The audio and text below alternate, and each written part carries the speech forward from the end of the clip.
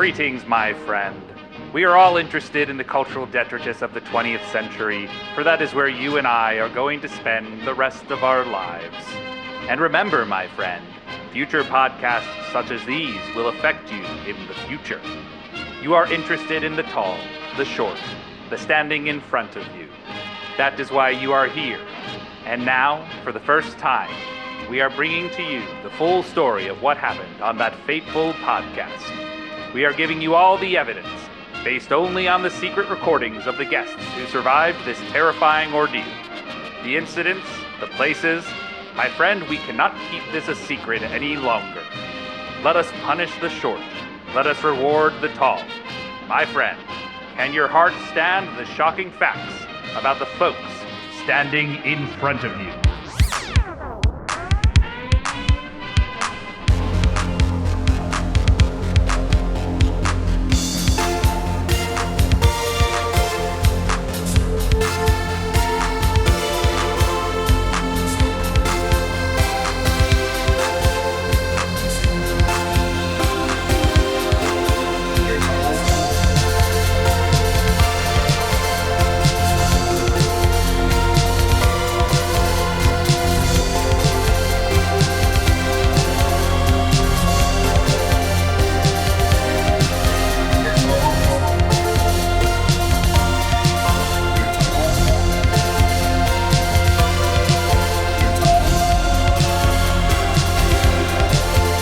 You're tall, but I'm standing in front of you.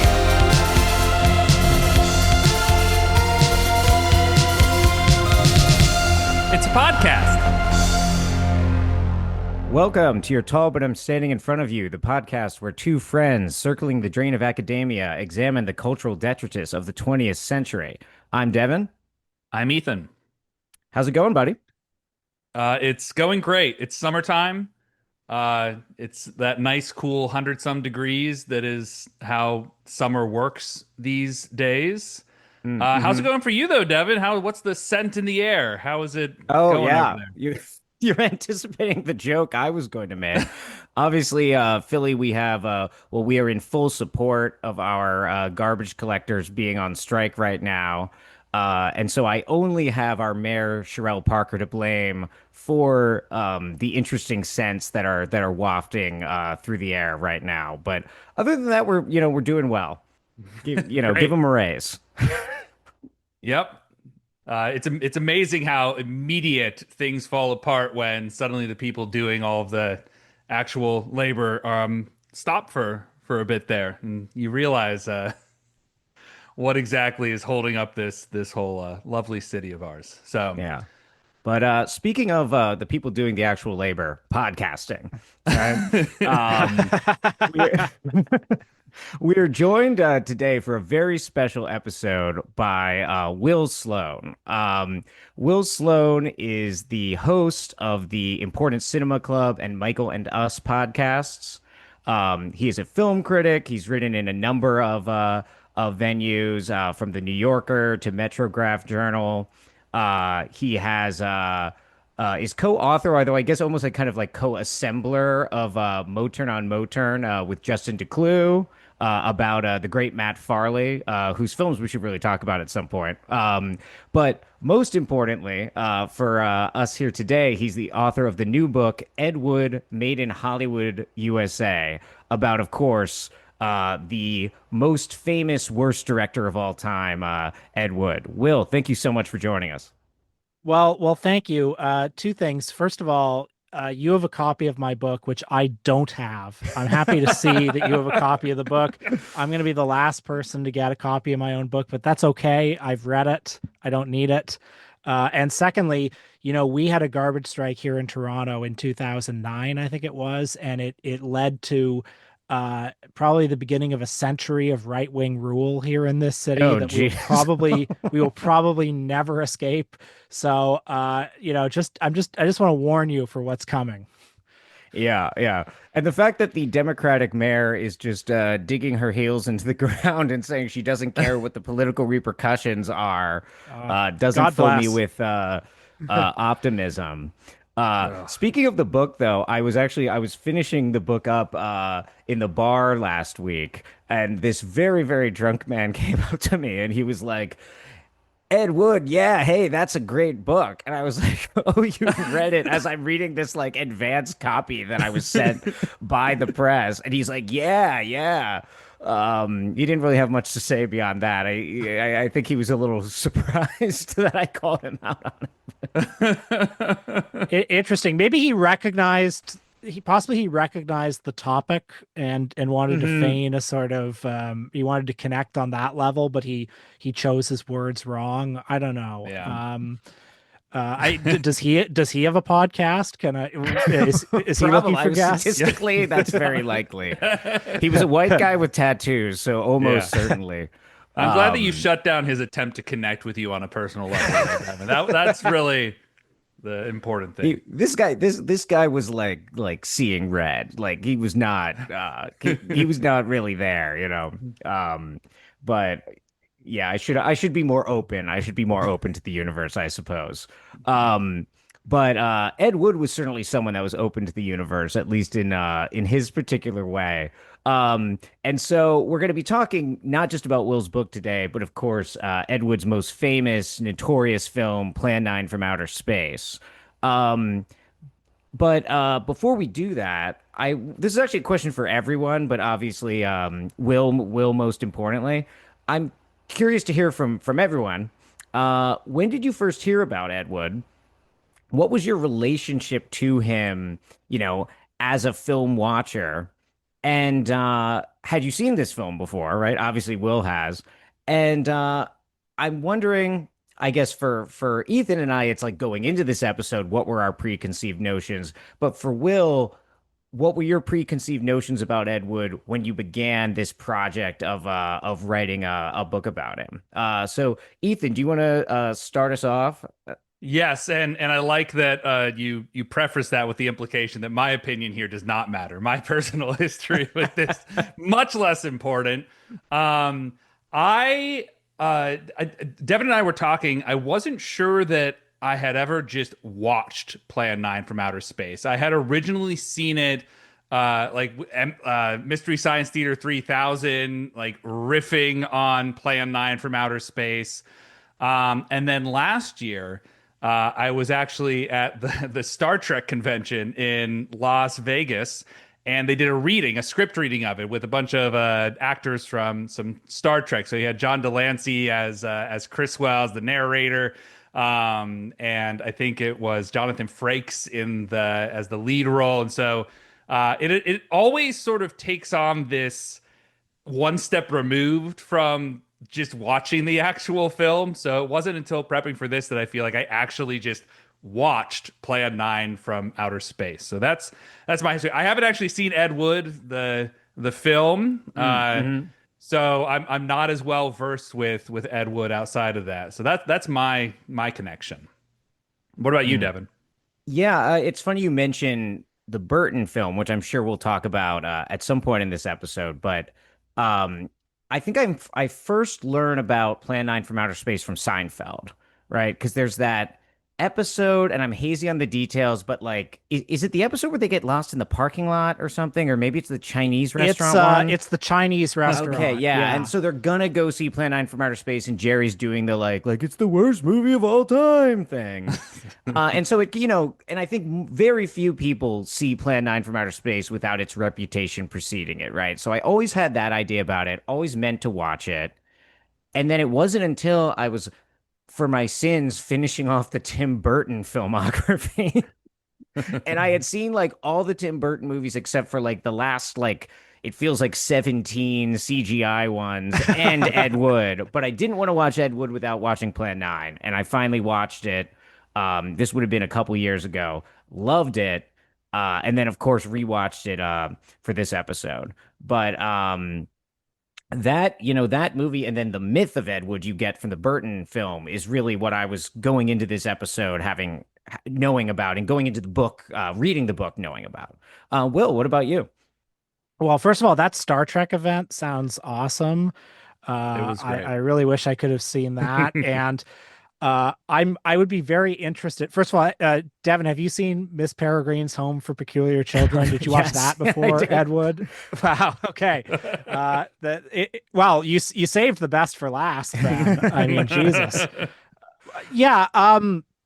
I would love to see Plan 9 from Outer Space without kind of knowing its reputation going in, which I feel like, I mean, that movie played a lot on TV in the 60s and 70s, which is kind of how it built its reputation. And I can't imagine what it would have been like for a boomer child to sort of stumble on it, on late night TV. I saw it for the first time because I believe when I was 7 years old, I asked my dad, "What's the worst movie ever made?" And he said Plan 9 from Outer Space, presumably because I think the Tim Burton movie was new at the time, so that was probably fresh in his head. I don't think he was a big like cult movie guy in general, but I rented it from the video store, very much primed to laugh at it, and I did. 7 years old. There are some very very easy things for a 7-year old to understand in that movie that are bad, like the flying saucers on the strings, the tombstones falling over, stuff like that. Very easy to understand. And in particular, I vividly remember from my first viewing that scene, one of the few scenes that actually has Bela Lugosi in it, where he's leaving his home, and there's the bizarre freeze frame and sound effect where he gets hit by a car. I remember seeing that, and then it cuts to completely unrelated footage of traffic, and I remember seeing that when I was 7 and thinking, I don't actually what? I don't Yeah, understand. yeah. Not to interrupt, but Ethan and I like synced up our rewatching of Ha. the film on Sunday.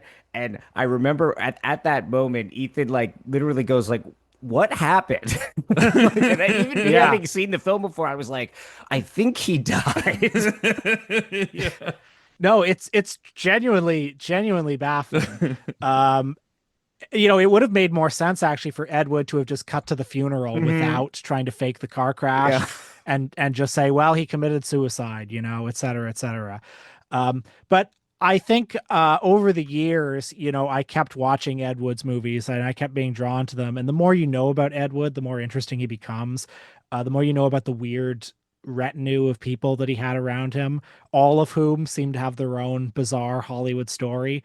That's all fascinating. And I also think once the novelty of the flying saucers on strings wears off, for me at least, and this may sound incredibly pretentious, but there's a strange beauty, a strange Hmm. poetry to the movie that I don't know. That's the only explanation. It kept drawing me back, and so I think I started noodling around with the book as a way of sort of uh, explaining that feeling, and I also wanted to share that enthusiasm. I wanted to make people look at it through this particular lens, Mm, and then eventually the book sort of grew from that. awesome. And I guess along those lines, I'm wondering. Because as a listener to the Important Cinema Club podcast, you're very well versed in a lot of really, really obscure cinema, really obscure directors. Obviously, Ed Wood is obscure, but he's like the most famous obscure guy in a weird way, right? Like he's like the poster child of like obscure outsider filmmakers. So I'm wondering, as a critic, what did you feel approaching this book needed to be said? Like what part of Ed Wood's story hadn't been adequately told? Because he's been almost like anti-canonized by things like, as you talk about in the book, the Golden Turkey Awards and the Tim Burton film, the Seinfeld episode, right? What did you feel needed to be added to the accounting of Ed Wood? Well, yeah, certain of his achievements are very famous, but then a vast portion of his body of work is not that famous. Mm-hmm. And I feel like his reputation as the worst director of all time, quote unquote, in a way, it's an obstacle to appreciating a lot of the rest of his body of work. Not to make any great claims for Jailbait, a movie I love. I guess I just contradicted myself there. I am making a great claim for it, but I feel like, when the Tim Burton movie came out, when the Medveds and their readers crowned him the worst director of all time, a lot of people came to certain of the other movies thinking, okay, here we go. We're gonna laugh. Let's see some flying saucers on strings Yeah, again. yeah. And those other movies don't deliver on that level. but I kept being drawn into a lot of his movies and his writings by this authorial personality. And once you start being interested in him as an artist, as an author, and maybe as a bad artist, but nevertheless an artist, that's kind of what that's I feel the story that needs to be told. And in Mm-hmm. particular, in the last decade or 15 years, so much of his work has become more available. Now, none of it delivers on quite the same level that Plan 9 from Outer Space does. A lot of it is pornographic, you know? He Mm-hmm. wrote, by conservative estimate, 50 novels, but probably over 100. Yeah. He wrote dozens and dozens of magazine articles. He had a reputation for being like the fastest typist that anyone ever knew. So he just like the stuff went straight from his like brain to the page without filter.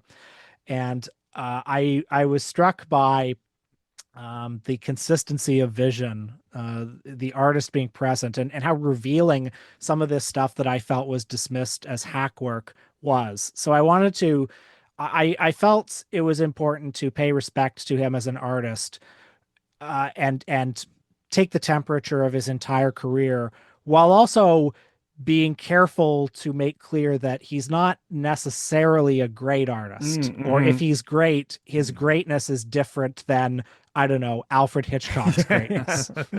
Yeah, the way you put it in Yeah. the book is that Wood's art is not merely bad. And I thought that was a really Yeah, useful way to think about it, right? This isn't just some sort of like counterintuitive galaxy brain take on Ed Wood that like, oh, you don't realize he's like this unsung perfect filmmaker, right?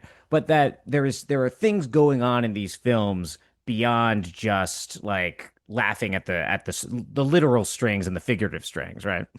absolutely. Yeah, yeah. And I also found the more time I spent with him, the more time I spent with his work, the more I liked him just as a guy. And I think he's a complicated guy. In some ways, he's a very simple man. In other ways, he's a very complicated man.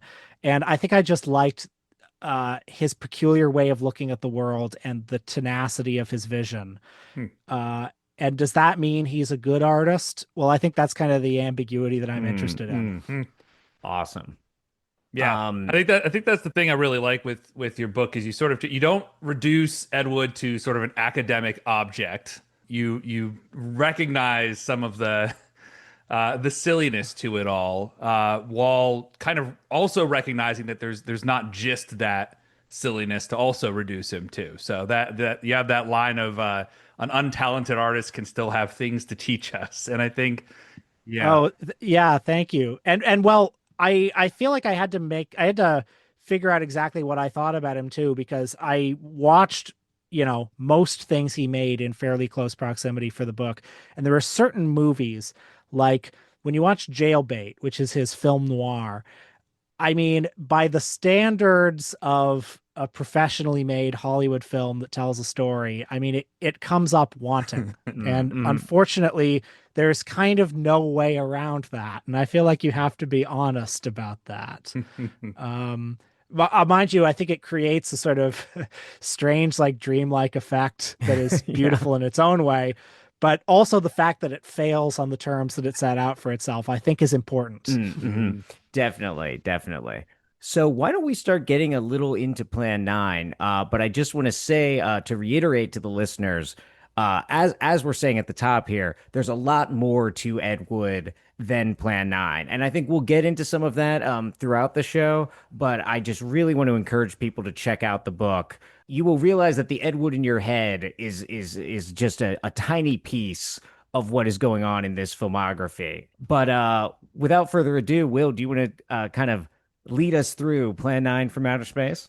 Well, it opens, and this also confused me when I was 7 years old. It's kind of amazing how much I remember from that first viewing, but it opens with words on the screen that say Criswell predicts, and you have a man with a really nifty haircut, this platinum blonde coif behind a desk, and a slightly camp way of speaking, who delivers a monologue that goes on for a while and doesn't really say a whole lot. I mean, I can recite it from memory, but the general gist of it is, future events such as these will affect you in the future.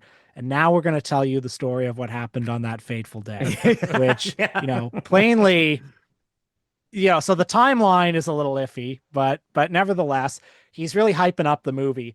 And his presence in the movie, Criswell, he was a actual Los Angeles based novelty celebrity, basically. He was a former weatherman who uh when some news broadcast came short for one day, he apparently said, we're running short, so I'm going to predict the future. And this caught on, and he had a syndicated column in hundreds of newspapers. He was a semi-regular guest on Johnny Carson's Tonight Show. And he would do predictions like, I predict by the year 1975, man will have colonized Jupiter, or, completely stuff that did not happen. I think he predicted that the world would end in 1999. And, I wish it did, but nevertheless. He was ahead of the curve on that one, really. Yeah. Yeah. And his presence in this movie is indicative of one of Ed Wood's like artistic strategies, I think, which is that if something is lying around, use it. If I have access to a celebrity, we're going to find a way to put him in the movie. Doesn't matter if he belongs, he's going to be in there. And I mean, that's one of the things I love about Ed Wood. I think sometimes these movies feel a bit like dreamscapes, where how your brain is like sorting a lot of disparate material into these strange new formations. But we haven't even got to the plot yet. So basically the film takes place in and around a cemetery in the San Fernando Valley. The main character is Captain Jeff Trent, who is a pilot played by Gregory Walcott, and he's flying the plane one day, and as I'm sure you saw, the plane is a highly realistic cockpit set. I love the just like the I guess it's like the steering wheels. I don't know what to call them. But like the things in front of the pilots are just like these pieces of like wood, seemingly like painted black and cut into like a vaguely like sort of like controller looking shape. But it's incredibly charming also. Gregory Walcott would tell a story in every interview he ever gave where it's like he was, a legit actor. He was a contract player at, I think, either Fox or Warner Brothers at the time. He later went on to be, part of Clint Eastwood's repertory company. He'd be like man who gets punched #3 in a million Clint Eastwood movies. He's great in Prime Cut and in Steven Spielberg's The Sugarland Express and other films. And he did this movie because he was a member of the Baptist Church of Beverly Hills that bankrolled it. So he did it as a favor to the producer. So he had been on legit sets. He'd been on a John Ford set, and he supposedly got there and he said, well, where's the cockpit set? And Ed Wood said, well, they're building it. So he waited around for half an hour, and then two guys come and they like fold a masonite board and they put a shower curtain behind it. And I think it was awful for him. And when you see the three people who are in that scene, David Demering, who's the other pilot who cannot act at all. He's an awful, awful actor. And he was a quote unquote house guest of one of Ed Wood's friends. You can maybe read between the lines there. And the woman is Ed Wood's ex-wife. So you've got these three people, don't belong together, but here they are, making the best of it, making the best of the situation. Yeah. And they see a flying saucer. And throughout, the flying saucers are a kind of mysterious presence. They seem to be randomly attacking. Nobody quite knows why they're there. Apparently, there have been efforts on the part of the aliens to communicate, but they haven't quite got through. And Plan 9, the title, is because they are embarking on the ninth plan. The first 8 plans failed, and we don't know what they were. But the ninth plan is to resurrect an army of the dead to march, on the capitals and take over the earth. And we don't know why they want to do this. And further, there is much ambiguity. That's not the word I'm looking for. There's much. There are many differences of opinion of what the strategy should be in dealing with these extraterrestrial invaders. We are constantly told that, Their activities have been muzzled, or information about their activities has been muzzled by the higher ups. Uh, Captain Jeff Trent, after getting off the plane, was, told by the army brass, "You better not say anything about Which this." he immediately tells his Uh, wife, right? Yeah. yeah. And also, there's a montage pretty early on of the flying saucers, just attacking Los Angeles, people pointing at them. Every newspaper has saucers seen over Hollywood on the front cover. Nevertheless, we're told that this has been covered up. Nobody can talk about it. Uh, it's a huge conspiracy of silence. I kind of like this because there are generally, two sorts of scenes that you see in movies like this from this era. There are the scenes where, the army people say, "Keep a lid on this. We can't let word of this get out." And there are scenes where flying saucers descend on Hollywood. And Ed Wood has both those scenes in the movie. Mhm. And again, it's a little contradictory. If you want to do a sort of galaxy brained leftist take on it, you might say, well, this is exactly how governments lie to the people. Things are happening in plain sight. You only have to look at the last 2 years of the Middle East to know that things can be happening in plain sight, and governments will lie to us. And I like that potential reading of the film. And I like to think, Comrade Ed was thinking that too. Now I feel like I've said much of the plot, but plot isn't as interesting as, or isn't as important as, characters, of which there are many in this film. Yes. So why don't we dwell on characters, and can somebody name a character? Who's your favorite character in the film? It's probably not Jeff Trent. Well, it's got to be for me. It's got to be Tor Johnson. Oh, I was gonna say the same. what I a mean, man. just the figure alone. Maybe not so much the reading Well, of the lines, but I've seen that scene, his one dialogue scene, so many times. I used to just rewind it and play it, rewind it and play it. It's so beautiful. Everything about him in this movie. Tor Johnson, if people don't know, was a Swedish wrestler, somewhere between 300 and 400 pounds, maybe more. I think by the time he made this, his wrestling career was over, and he was sort of he was working as a bit part actor, a henchman, a heavy in various movies. And in really low level movies like this, they were kind of promoting him as the next Boris Karloff. And in this, he plays Inspector Daniel Clay. I didn't even have to look that up. He plays Inspector Daniel Clay. I just want to repeat that. Daniel Clay.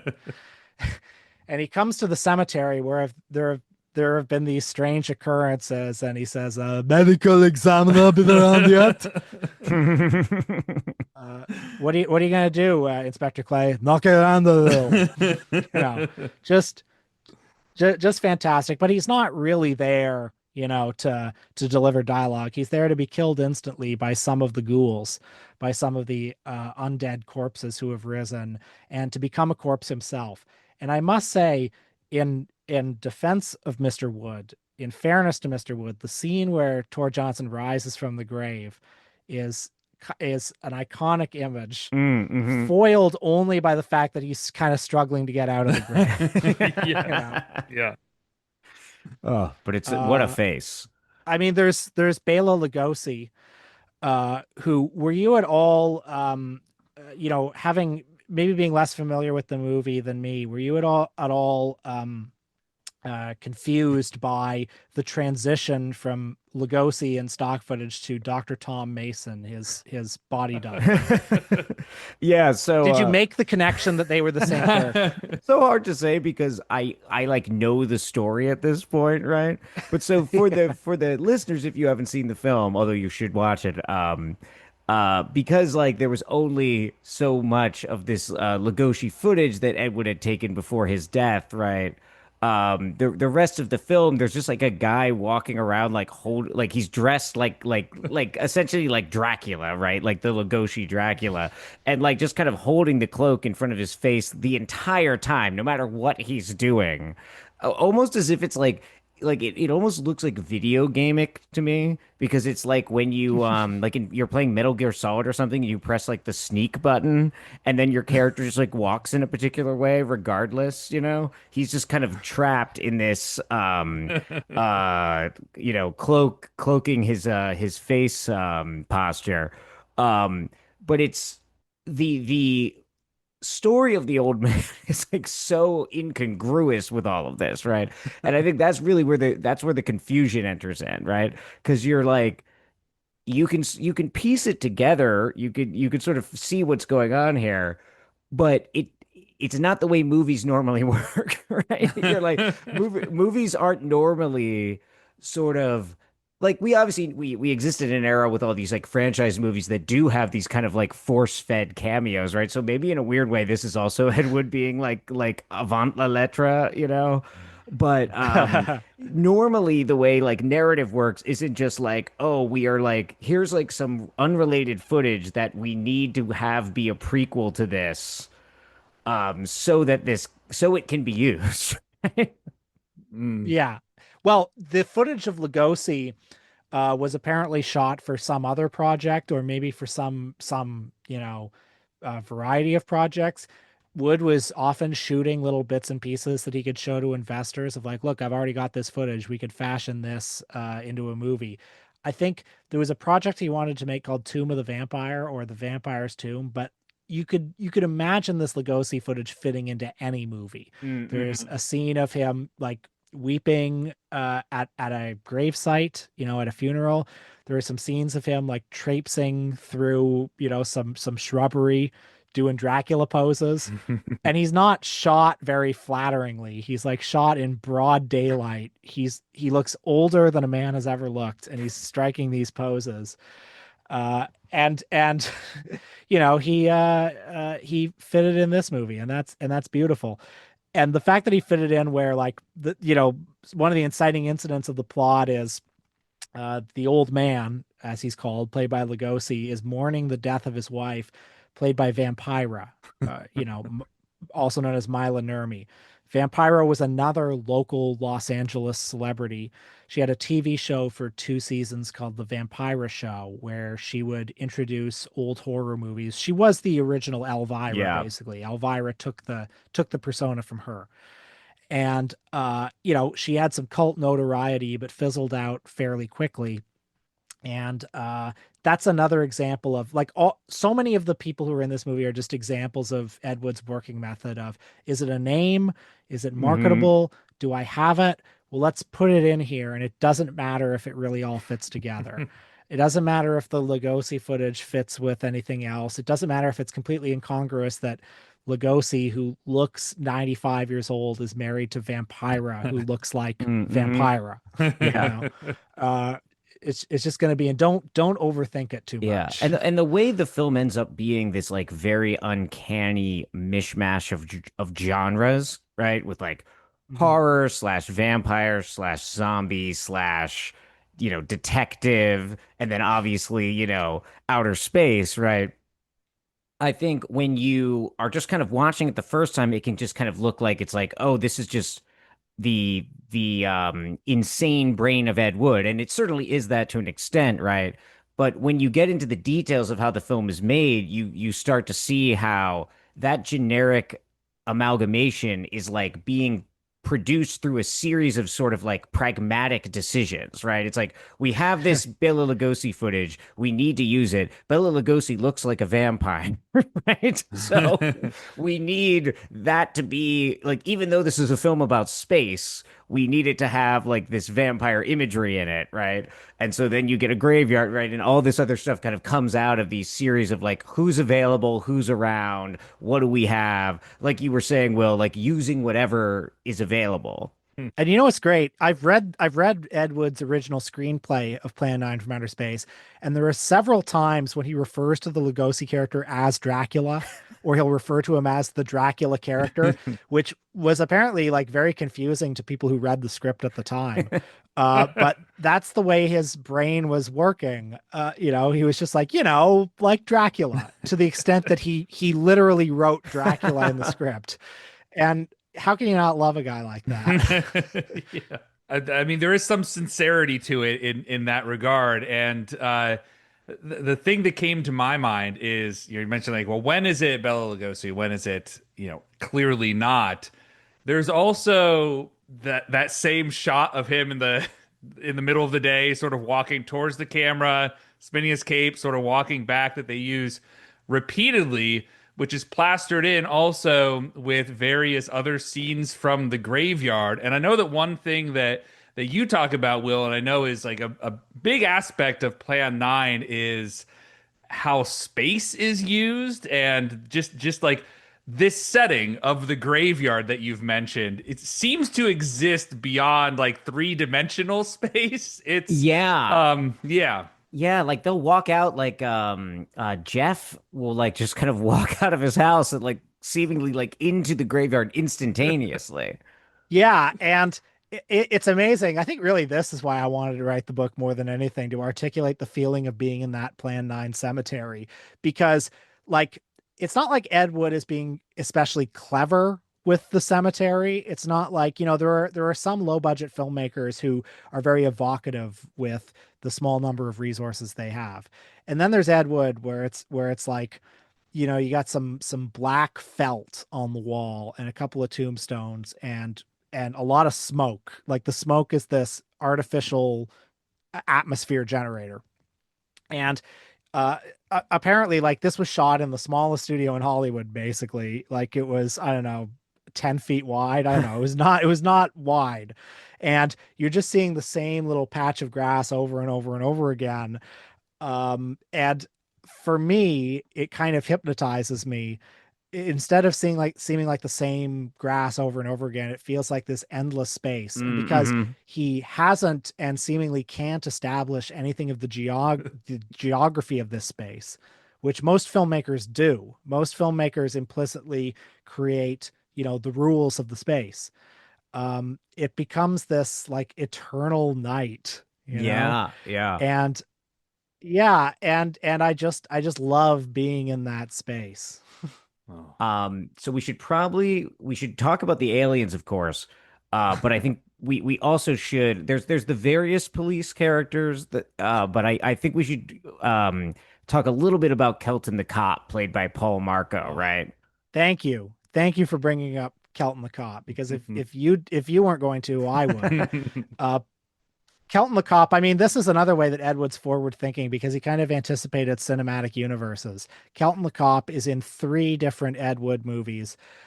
Paul Marco was a sort of eager beaver friend of Ed Wood's, an aspiring actor, probably somebody who I think also had a little bit of money that he could invest in these films, which definitely helps your chances of being in an Ed Wood movie. And he played the character of Kelton the cop, the comedy relief, like Don Knotts ish cop character in three Ed Wood movies. And I mean, I love Kelton the cop. I think he's great. Uh, Paul Marco. I actually did, when I was a teenager, speak to Paul Marco on the phone because he was very accessible. In the 80s, when Ed Wood had a sort of revival, Paul Marco sort of had the idea of reviving the Kelton the Cop brand. Uh, I, Supposedly, I don't know if this is actually true, but supposedly it's because like he worked for many years at Paramount in the prop department, and Joe Dante was making a movie at Paramount, and supposedly he sort of surprised Joe Dante. Was like, "Oh, do you like the Ed Wood movies?" I'm Kelton the cop, and Joe Dante was like, "Oh, of course, Kelton the cop. Hey, have you done the convention circuit? You would really clean up there. Mm. You should get out there, Kelton the cop. That's iconic." And he took that to mean I should quit my job at Paramount. I should invest everything into the Kelton brand. He had Kelton t-shirts, Kelton balloons, Kelton this, that. And I love that. I love that about Paul Marco. Anyway, he's a rather minor character in this movie, but whenever he's on screen, I'm looking at him. Definitely. Yeah. I mean, there's Conrad Brooks as Officer Jamie, who's an even more minor character. Conrad Brooks was the other guy who I think kind of most shamelessly rode his connection to Ed Wood on the convention circuit. I called him up too when he tried to sell me a lot of stuff. Uh, and uh yeah, cop character as well. I mean, there's also Duke Moore, who plays Lieutenant Bradford, who I guess is sort of God, is it Lieutenant Bradford? Lieutenant God damn. Harper. The Lieutenant Harper. Lieutenant Bradford is his character in Night of the Ghouls. God, you're gonna take away my Ed Wood expert card now. Uh, yeah, Lieutenant Harper. And I mean, his most famous thing is that he's like constantly like scratching his face with his gun and doing like waving it around and stuff. That's the attention to detail Yeah. in a movie like this. Horrible, And horrible he discipline of where he's pointing the gun. Yes. and he was just a friend of Ed Wood's from community theater. That was one of the early things that Ed Wood did when he was in Hollywood. And I like that where it's like you got this cemetery set where you got Tor Johnson and Criswell and Vampira, these sort of novelty celebrities. You got Bela Lugosi, you got Tom Keane, who was an old cowboy star who had faded away. He plays, the Pentagon guy. You got Lyle Talbot, who was a huge star at Warner Brothers in the early 1930s. He's the other Pentagon guy. And then you got Paul Marco, you've got Ed Wood's wife, you've got David Demering, you've got all these people who are just kind of in Ed's entourage. And here they are together. And I think there's something very poetic about that. It's like this is all the hierarchies of Hollywood have collapsed in this cemetery that they're this fake cemetery that they're all wandering around in. Yeah. It's where Hollywood goes to dream, or maybe it's purgatory, or I don't know what it is. And then, of course, we've got the aliens, right? We've got our main two, Dudley Manlove as Eros, and Joanna Lee as What a name. Yeah. And then, of course, Dudley Manlove. Wow. Yeah. And of course, Bunny Breckenridge as the ruler, uh, who I believe for some reason is wearing an axe on his costume, like a medieval looking axe symbol. Mhm. I've never been able to figure out what's up with the axe. I think maybe they just obviously they got these costumes on the cheap and maybe they just had an axe on them and they kind of went with it. The other alien, the other alien is played by Joanna Lee, who became a very successful writer of TV shows. I think she even won an Emmy, and she was very Oh, wow. displeased when this movie became popular again. She would not talk about it. She didn't want to hear about it. Dudley Manlove, who has a great voice, was a radio announcer, a drinking buddy of Ed's. Harry Medved told me a funny story that they called Dudley Manlove to do an interview and he pretended to be his own manservant. He was like, Mr. Manlove is not home right now. This is his manservant. He actually called him said manservant. That's great. And I mean, John Bunny Breckenridge, who was a descendant of a former vice president, somebody who came from a very regal background, has a long and colorful life, allegedly dancing in reviews in Paris. The thing that he was most famous for was I'm calling him he because that is how he identified at the end of his life, although it is a little ambiguous.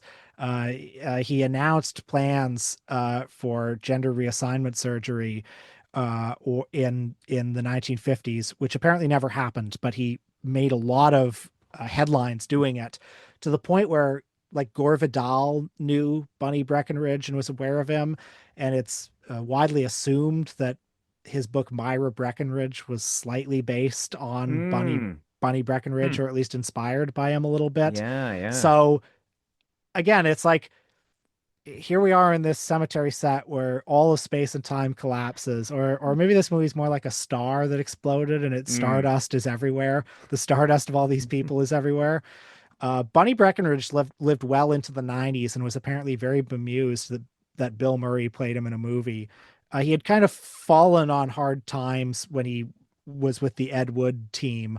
I think he was actually a close friend of Paul Marco's, and you can make of that what you will. He sort of, his character just kind of is gone partway through the film. Is this right? Did I get that right? He shows up a couple times. I think he's listed in the opening credits as a guest star. And I love the people who are listed as guest stars. Again, Bela Lugosi, Vampira, Bunny Breckenridge. It's like, in what universe would all of these people be together? Like Bunny Breckenridge, somebody, most famous for being a tabloid fixture in LA. Like, why is Bunny Breckenridge here? Yeah. But here he is. I mean, I love Bunny Breckenridge in this Mm-hmm. movie. I think he's Oh yeah. incredibly charismatic. Yep. Yeah, Yeah. the scene of them talking to the ruler and like essentially having like a performance review Yeah. midway through the film is just great. Mm-hmm. It's almost like kind of like a workplace comedy during parts when you're cutting to the aliens because they're just sort of like why are none of these plans working? Well, his character does raise the important point that, Plan 9 has not been a success so far. They've risen three, one of whom's an old man, uh, one of whom is the old man's wife, and the other one is, an obese Swedish wrestler who Yeah. is at least large, you know. It reminds But only three. Yeah. At some obscure cemetery in the San Fernando Valley. It's like we should be marching on Washington. Yeah. Like, what is this? It reminds me of what you say about how like the Ed Wood films do in on at least some levels fail on their own terms, right? Where it's because I have multiple Mhm. questions about Plan 9, like the plan, not the film, right?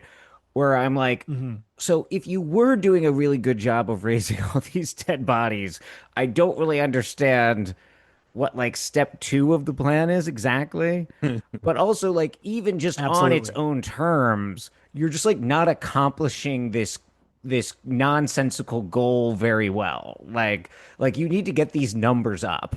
Like, Yeah, and there's not a lot of explanation of what goes into resurrecting a body. Like, if there was some explanation of like it takes all of our power to resurrect mm-hmm. one guy, but there's no sort of material explanation of how it works. It's just they're raised. And in which case, if you can raise these three, why not raise the whole cemetery? Why not raise every cemetery? But they don't do that. I mean, the real reason is because Ed Wood can't. Well, actually, no, I'm taking that back. He could have more zombies in this movie if he wanted to. He could Mm-hmm. easily have more zombies.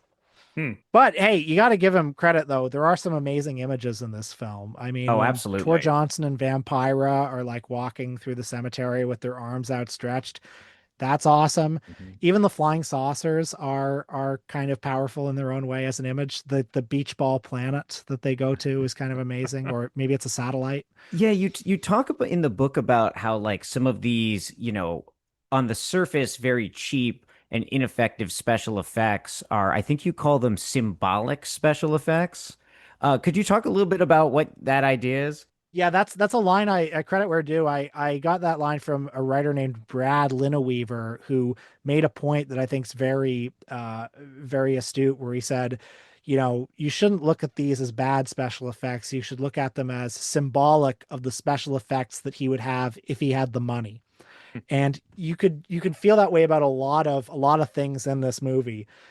I like that early kind of battle scene where it's the stock footage of the army firing at the Mm-hmm. flying saucers, and I mean I love the low budget spectacle of that. The footage plainly doesn't fit together, but it's almost as if it's a scene here, like insert exciting battle Yeah. between military and Yeah. flying saucers.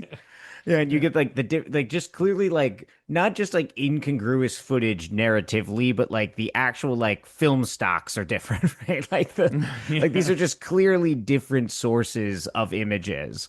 But Plan 9 ends up being this kind of like meta image of just all of these strange kind of lingering Hollywood images. And one of the things I like a lot about Ed Wood as a filmmaker and as a guy is that he grew up in Poughkeepsie, New York, on the other coast, dreaming of Hollywood, wanting to be in Hollywood, wanting to make Hollywood movies. And he grew up loving Westerns and low budget horror movies.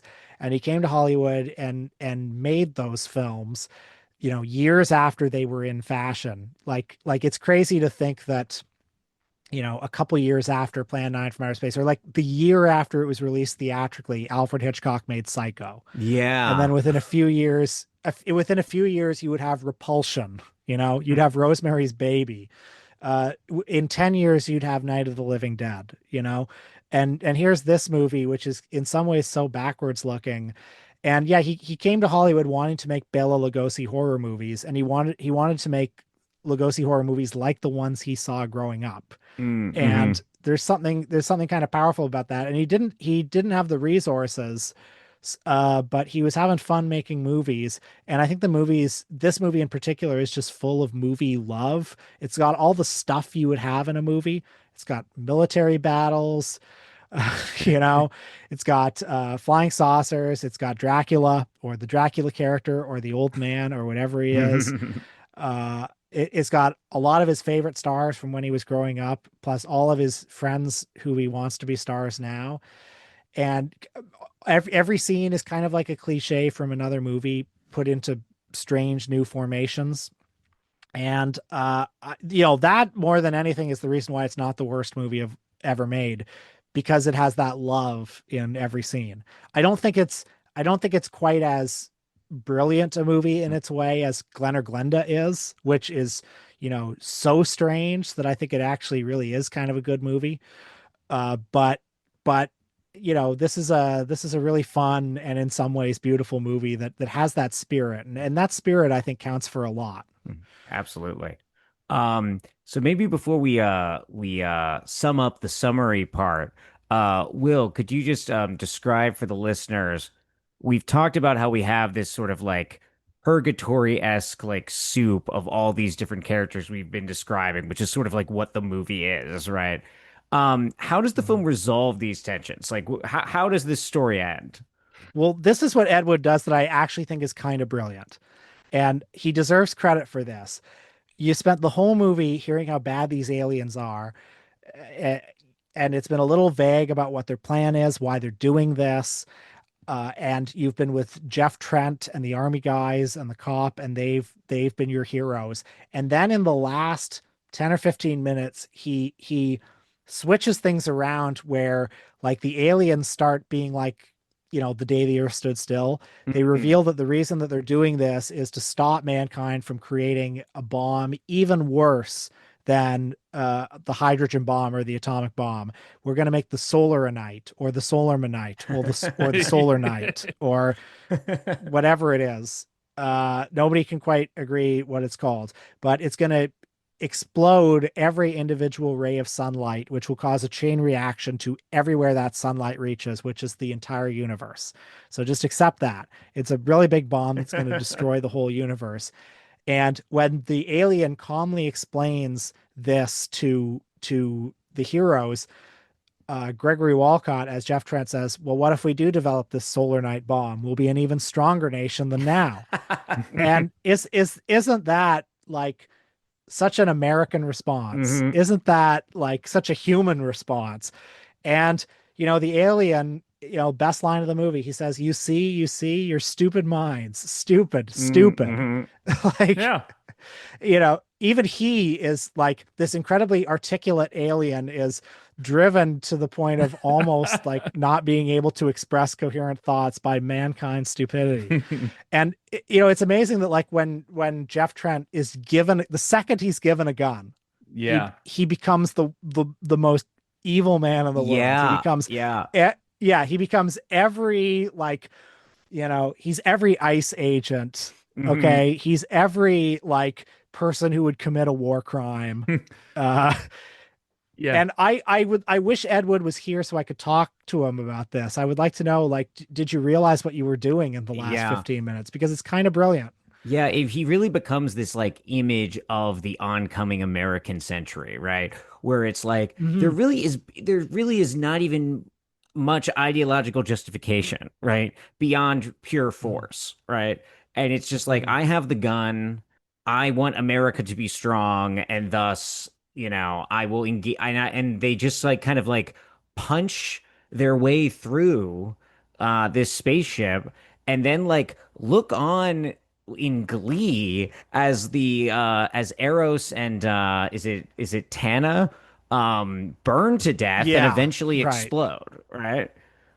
And I mean, Hmm. what is a more potent image of our current world, right? Like thinking of like how much, not to make it too serious when we're talking about Ed Wood, right? But like how much footage of people burning and being blown up and being bombed is being broadcast constantly, today. And how many people there are just looking at that in glee and in bloodlust, right? No, absolutely. And it ends, I mean, before the Criswell monologue at the end to bring things home, it ends with, our heroes, our alleged heroes, looking up at the burning flying saucer and saying, you got to hand it to them. They're way ahead of us. And it's Yeah. true, it's a kind of poetic note of ambiguity that he ends it on. Uh, so yeah, and this is, I think, one of the many things that separates Ed Wood from so many other allegedly bad filmmakers. He's a genuinely weird guy whose brain goes to weird places. Mm-hmm. Yeah, he's Yeah. he's not just like following the script, right? And Right. you can almost see the cracks in the official script through his whatever, his attempt to execute it himself or not execute it or do something different or whatever. You kind of see the ways things aren't quite lining up. And this is why I kind of want to uh, reorient the perspective around him from being like a bad filmmaker to just a weird filmmaker, just a Mm-hmm. weird guy. Absolutely.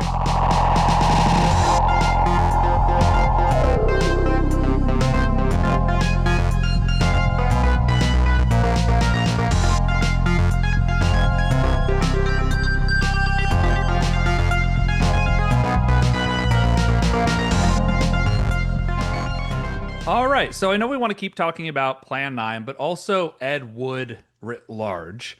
And one thing that comes to mind that I think is really appropriate when we think about the theme of this podcast in relation to Ed Wood, you have this quote from Jay Hoberman, who called Ed Wood, quote, a toadstool at the edge of Hollywood, nourished by the movie industry's compost.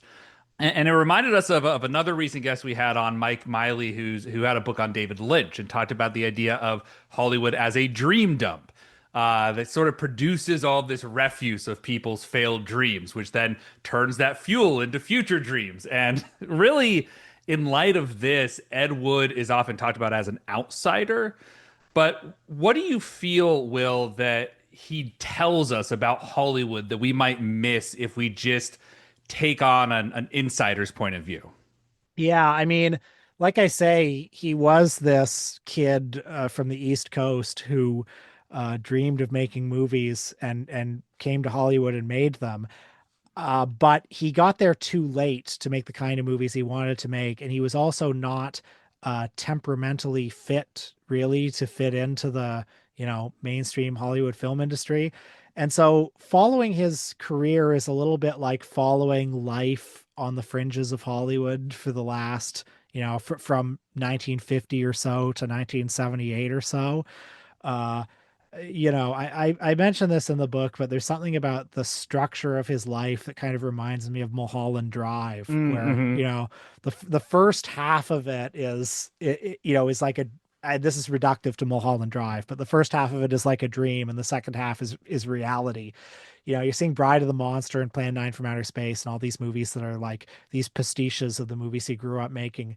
And then he wakes up and he's in the gutter. He's making pornography, in some ways that's the real guy, but then also maybe there's a little bit of the real guy in that first half too. Mm-hmm. um uh and I don't know if this quite fits with the question, but a thought that it inspires is I am kind of genuinely moved by him as an artist, and the fact that he remained an artist from beginning to end, the fact that Mm-hmm. he did, you know, really, I think, express himself in some of those later works. And so, like, if we're doing an assessment of what he represents in Hollywood, I think that has to be part of it, to be fair. The Mm-hmm. fact that he did express himself. Yeah, and I wonder if we could talk a little because I don't want to spoil the book too much because I want our readers to go buy it, right? But a little bit about that back half of the career, and his turn to pornography, but also more capaciously Ed Wood as a queer artist, which we haven't really talked about too much, but you alluded to Glenn or Glenda, right? Which is that's his first film, his first feature. His first feature length film. Yeah, there are little bits and bobs before that, but that's the first feature. hmm Which, of course, deals with transness and queerness in various ways. And so I guess I'm wondering, like, how you think of Ed Wood as a queer artist generally. I'm curious about this.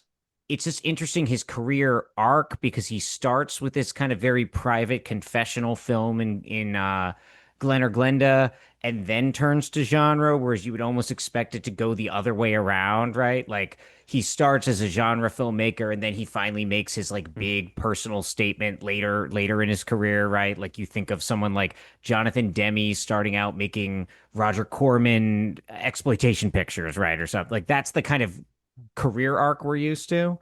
Well, yeah, I mean, well, when he made Glen or Glenda, he was pitching those other projects. He wanted to make Bride of the Mm-hmm. Monster, he wanted to make Jailbait, and he couldn't get anywhere because he was a first-time director. And when Screen Classics announced this project to cash in on the case of Christine Jorgensen, the first widely publicized trans person in the United States, he went to them, he wanted to make bigger and better movies than Glen or Glenda. He wanted to make more mainstream ones, but he thought he could get this job. And he also Mm-hmm. allegedly said to George Weiss, the producer, I am the most qualified person in Hollywood to make this movie because I've lived it. And that didn't impress George Weiss, but what impressed George Weiss was that he had Lugosi. So it's like, okay, Mm-hmm. you can make it if you can get me a star. Um, and so he made that movie, but it wasn't something he was necessarily planning to make. And it was a subject, it was an opportunity that came along and that really spoke to him strongly, because of the ways he identified with it. And he poured a lot of himself into it, but it wasn't necessarily part of the plan. And then, flash forward to later, movies like Bride of the Monster are completely obsolete. So he's getting work anywhere that a guy with his talents can get work, which is, writing dirty paperbacks, writing screenplays for sexploitation movies, and eventually directing hardcore pornography. And uh, I think, well, first of all, to him as a queer artist, apparently he identified as heterosexual. He had many heterosexual relationships. He loved sex with women, and yet he had a drag persona named Shirley, who he Mm-hmm. often went out as. And as his life went on, he became more and more open about, like, at the office, dressing in an Angora sweater or wearing heels. And I don't know. I mean, he knew transness, he knew trans people, he knew more about that sort of thing than virtually anybody from his time did. Mm-hmm. And yet he still very uh, eagerly identified as heterosexual. So, I mean, I don't know how he would identify today. Mm-hmm. Uh, but to him as a queer artist, I think uh, I've been interested in watching a lot of trans and gender nonconforming and queer critics in general sort of reclaim him and reclaim Glen or Glenda particularly. And I think one of the things that's appealing about it is that it doesn't quite know what it thinks. It is a Mm-hmm. somewhat clumsy movie.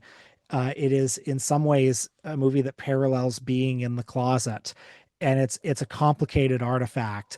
And his work continued to be complicated for the rest of his life. And yeah, some of those books, some of those later ones, like Diary of a Transvestite Hooker or Killer in Drag, I mean, they're very interesting, and they're definitely by the director of Glen or Glenda. Mm-hmm.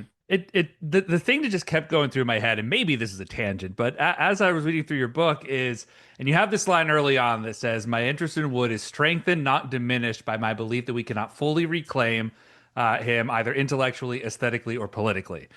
And in the back of my mind, I kept thinking about these sort of franchises that have been claimed over time, like the Star Wars and the Star Treks, where, you can look at some random episode that was filmed in the 60s that may seem very silly on its own, but now it has 50 years of added context, and so people find a lot more meaning in it. Or you have things like with Star Wars, where you have the Glub Shido character that appears for 3 seconds that suddenly has a Wikipedia that's 10 pages long. But I almost feel like there's the fact that maybe it's just that Ed Wood died before this phenomena could really cement itself, or that like he didn't quite understand his place in relation to people starting to have an interest in his work. It does seem like, in a way, that some of these other pieces of science fiction, for instance, from the 50s and 60s and 70s, have just been reduced to slop these days. Ed Wood is slightly removed from that fate, I guess you could say. I don't know what exact question that is, but do you feel like there's a difference there just given his circumstances? Well, I definitely think there's an argument that could be made that, like, I wouldn't call Ed Wood's movies slop. I think there's an important like distinction between them and slop, but there are sloppish, proto-sloppish tendencies in them in some of the ways that he'll like flatten these archetypes. Like he'll have the Dracula character written in the script for the generic Lugosi role, and the way that like Bride of the Monster is this pastiche of all the different Lugosi roles that have come before.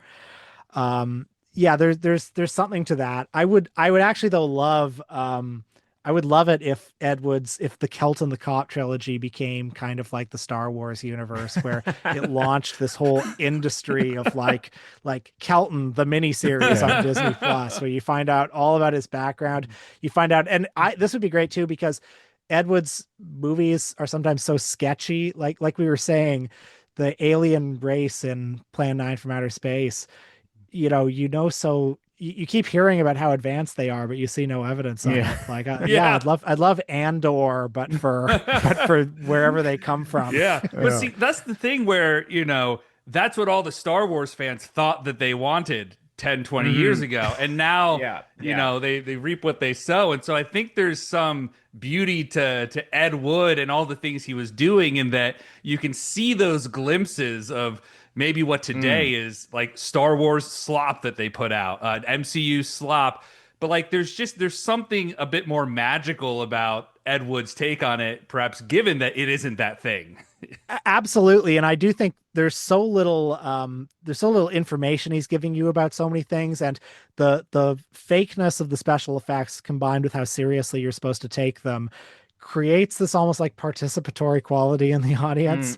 The suspension of disbelief is so strong that it's kind of fun to poke at. And I do think there is something kind of magical about that. And yeah, you're right. If there were the 10 Disney Plus shows explaining every crevice of Plan 9 lore, which is a lot of crevices in there that you'd have to fill.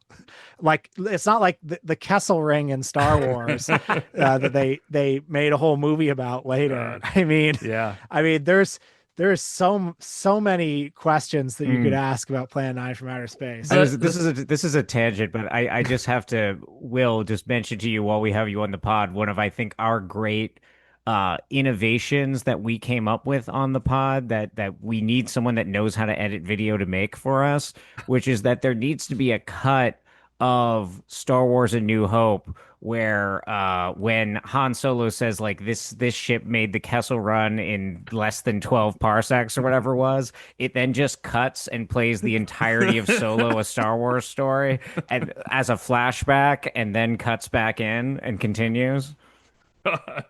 I bet somebody has done that. I bet somebody has edited together every Star Wars thing in chronological order at some point, where like Rogue One plays and then A New Hope immediately starts playing, and eventually you get the holiday special and the Ewok adventure and all that. Yeah. Even the real dregs of the universe start to play. Yeah. But it is something I hadn't realized, but in reading your book, how you talk about there's so little footage of Ed Wood talking about himself. Most of it you say is even it's more focused on Bela Lugosi than about himself. And I think there is something that helps preserve the curiosity that people may have about Ed Wood, in that you're not going to get more of this footage of Ed Wood. Like it's not going to exist in that way. And there is something that I think sparks the imagination, just knowing that we have what we've got, and now what do we do with it? Yeah. Right. And I mean, that's a challenge of writing a book like this. And it's also an opportunity, because if Ed Wood was here to explain his authorial intentions with the last act of Plan 9 from Outer Space, and he was like, yes, I wanted to do a radical subversive movie, Yeah. that would sort of demystify it a little bit, wouldn't it? Yeah. Oh. And I think it's the combination, right, of that with the fact that like Ed Wood as a guy and as a creator is what holds it all together, right? So it's the Mhm. simultaneity of like all of these strange decisions and all of these weird films and all of these strange moments being given this kind of coherence when we choose to look at them as like Ed Wood's creation, right? Which is, I think, the more useful way of thinking about like auteur theory, right? Isn't just like getting into like, is he an auteur or isn't it? But it's like, what do we learn by thinking of him as one, right? Which is, I think, something your book does, right?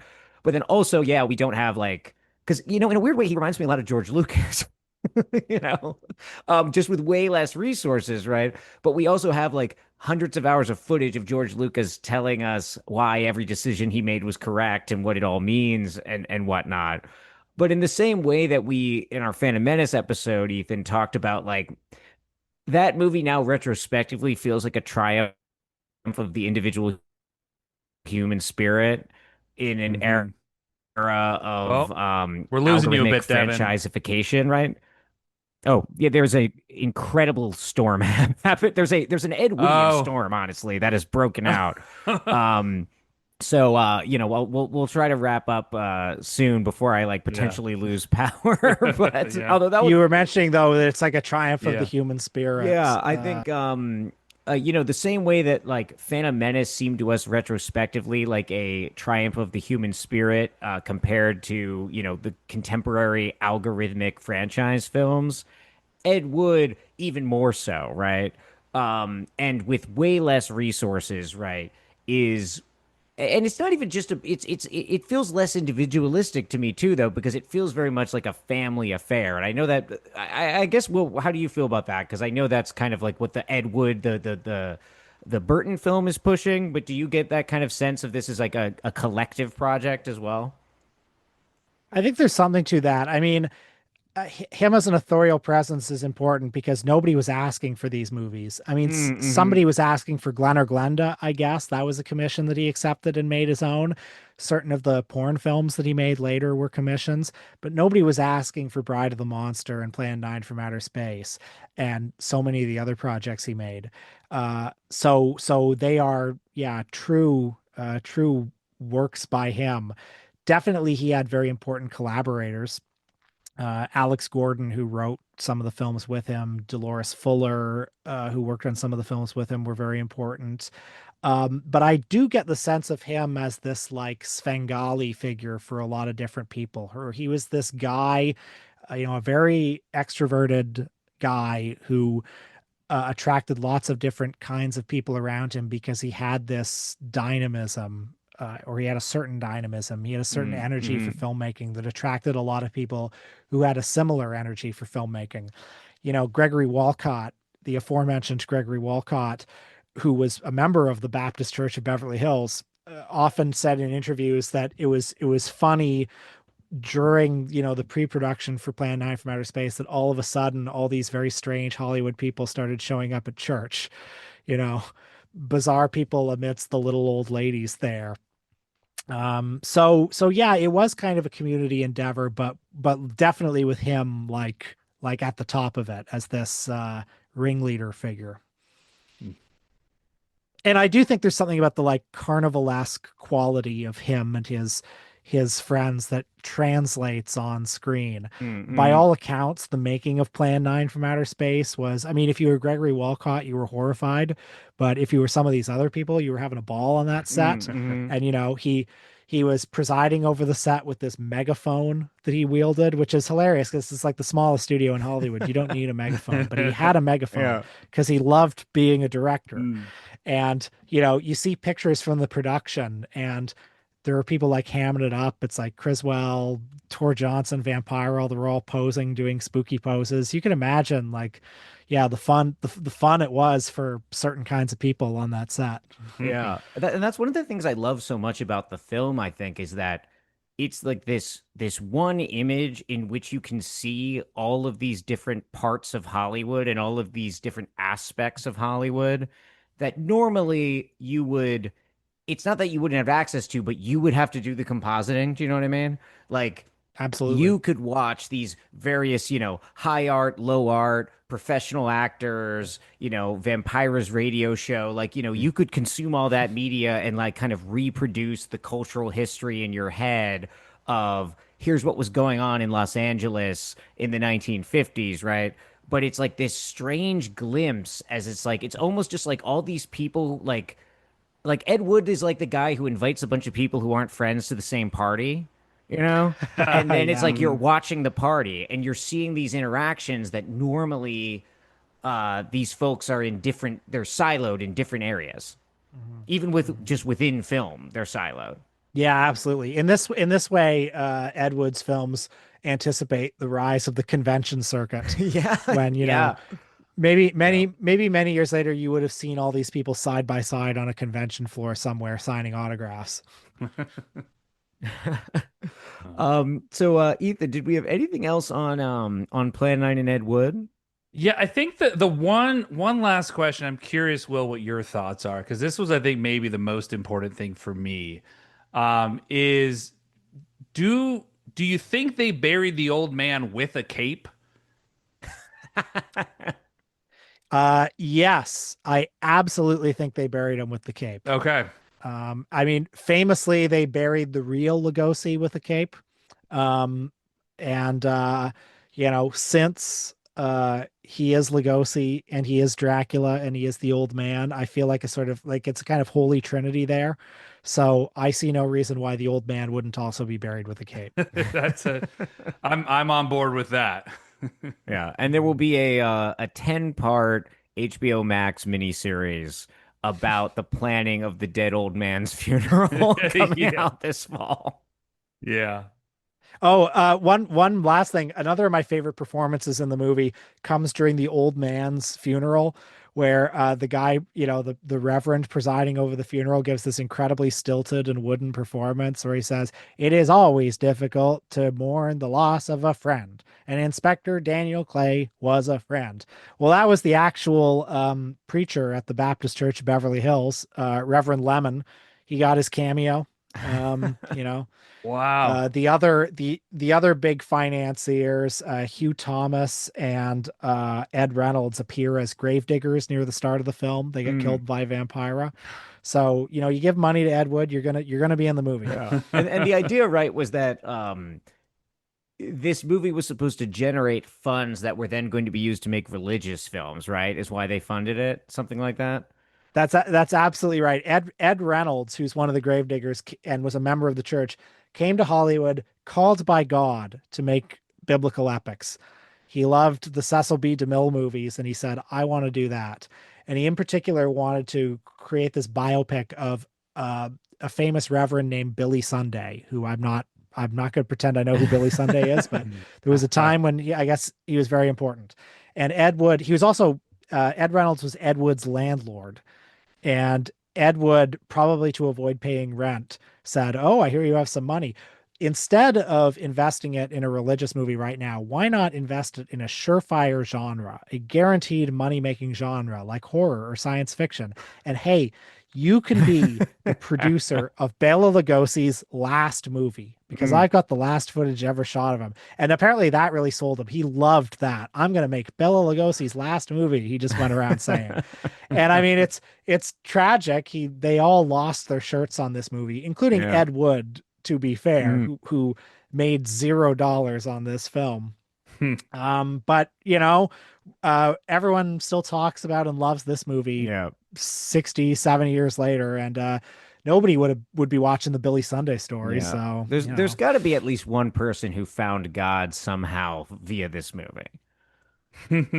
I saw a great and by great I mean terrible film that Gregory Walcott, the star of this movie, made about 10 years later called Bill Wallace of China.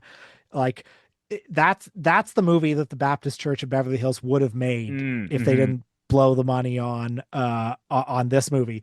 He plays an actual doctor in Hong Kong named Bill Wallace, who was loved by everybody, and I guess got abducted and killed by the communists. That's the story. So it's a kind of Red Scare Mm-hmm. religious movie. He was a reverend of some kind, and this movie is so much worse than Plan 9 from Outer Space is.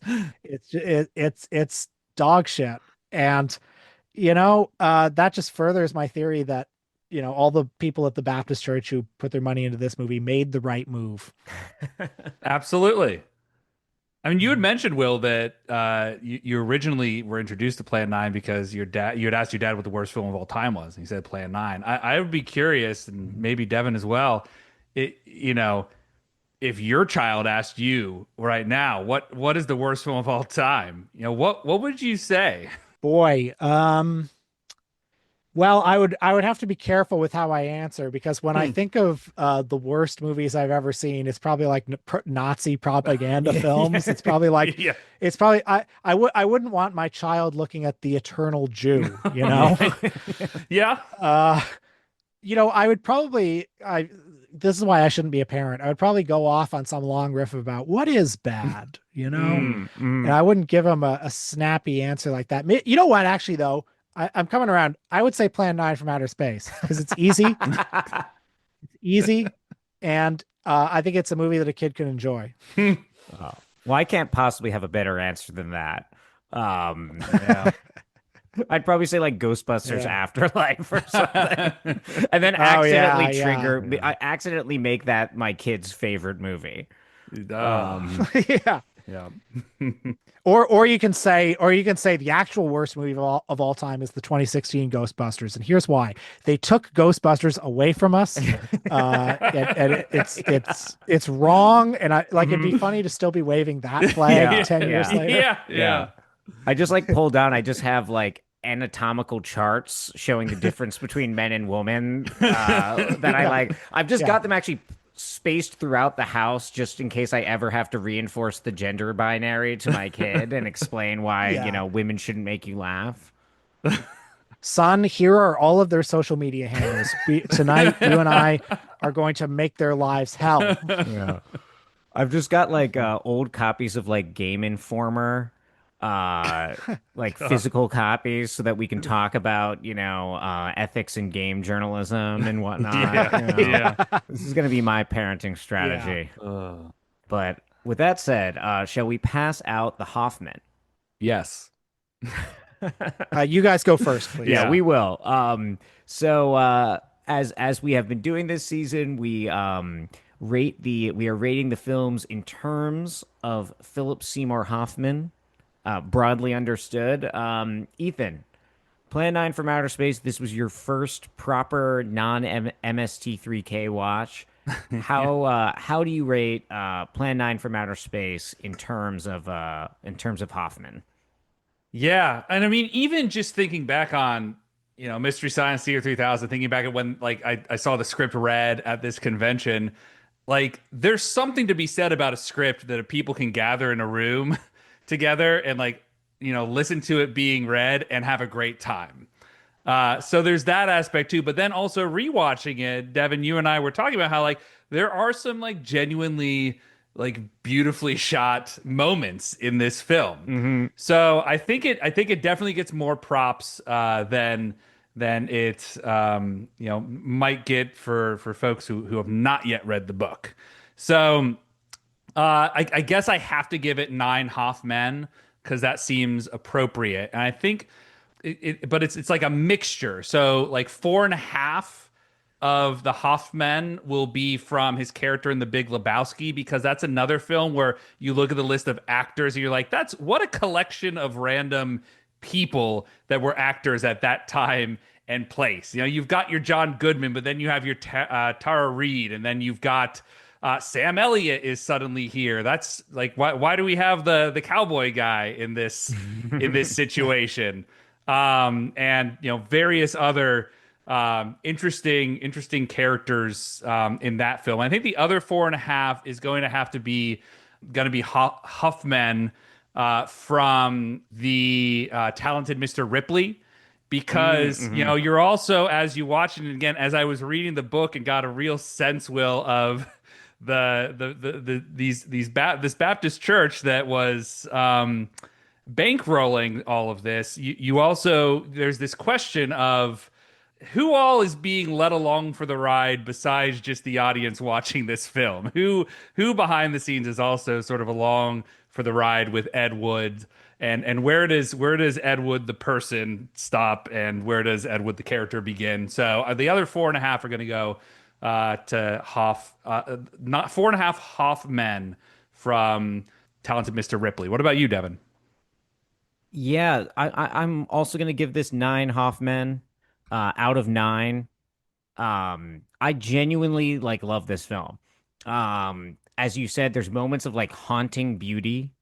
Um, like it just like I legitimately like I sat down to watch it for the first time whatever, a couple years ago, being like, oh, I'll laugh at this and stuff, and I obviously laugh at it. I'm not sitting there like acting like I'm watching Ingmar Bergman or something, right? But it's like, but I genuinely love the experience of watching it every time I've watched it.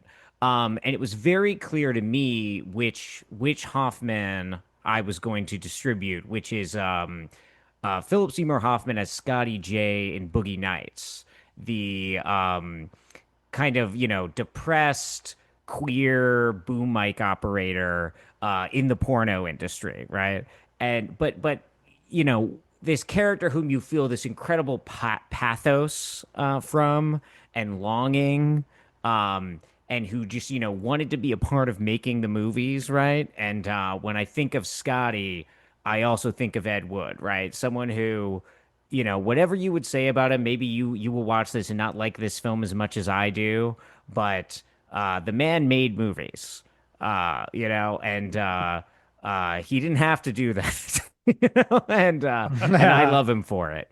What about you, Will?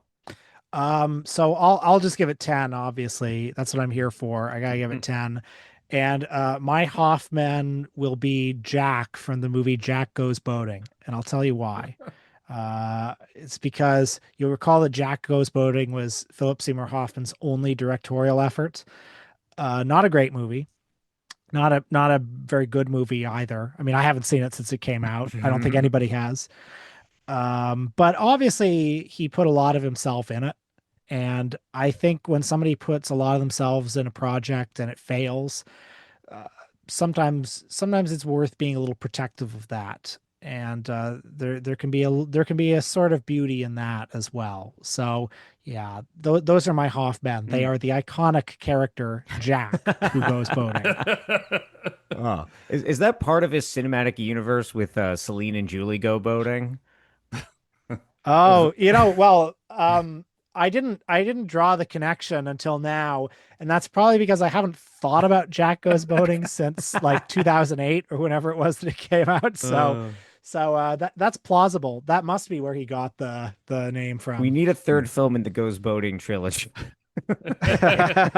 Yes, the iconic Uh, goes boating the trilogy. unfinished iconic Goes Boating Yeah. trilogy. Uh, Yeah, it's like Dogville or one of yeah, those. yeah. Well, Will, thank you so much for joining us. Thank you for sharing the excellent book, Ed Wood, Made in Hollywood, USA, with us. Tell the listeners where they can find you, where they can find your work. So yeah, I have two podcasts, Michael and Us and the Important Cinema Club. I am on the various socials. Regarding this book, if you order it now from the publisher's website or books, it will ship. You will get it now. It will be in bookstores and on Amazon in October to mark Ed Wood's 101st birthday. It was originally going to ship to bookstores in July, and it's been delayed a little bit. And I'll tell you why. Because the pre-orders were a little bit better than they wanted them to, or expected them to be, and Oh, so they want more yeah. time to promote the book. Yeah, All yeah. right. Thank you, thank you. So, and I say this because, if you ordered it from your local independent bookseller or if you ordered it from Hmm. Shamazon.com, you might be a little disappointed. Uh, and all I can say is you weren't going to read it immediately. Don't worry about it. Uh, Oh, Yeah, not like the guy that confronted me at the bar who somehow read it before it was Yeah. written. Um, Well, maybe he ordered it from the publisher. I don't know. very, That was very, me, very Devin. true. That was me at Oh, the bar. I'm gonna come forward. I had. oh yeah, yeah. Uh, Now that you mention it, I had yeah. a few myself. Um, well, Will, thank you again for joining us. We will have all the relevant links in the show notes. Listeners, we really want to encourage you to check this book out. It's great, and I can't wait to watch more Ed Wood films after having read it. Well, thanks very much for having me. I do appreciate it. Right, anytime, and you're always welcome back. Um, Thank you. And thank you, listeners, for tuning in to Your Tall, But I'm Standing in Front of You. You can find us on Twitter and Blue Sky at Your Tall Pod and Instagram at Your Tall Pod. I'm at Stale Cooper. Ethan is at Mathesippi. And as always, Keep circling that drain.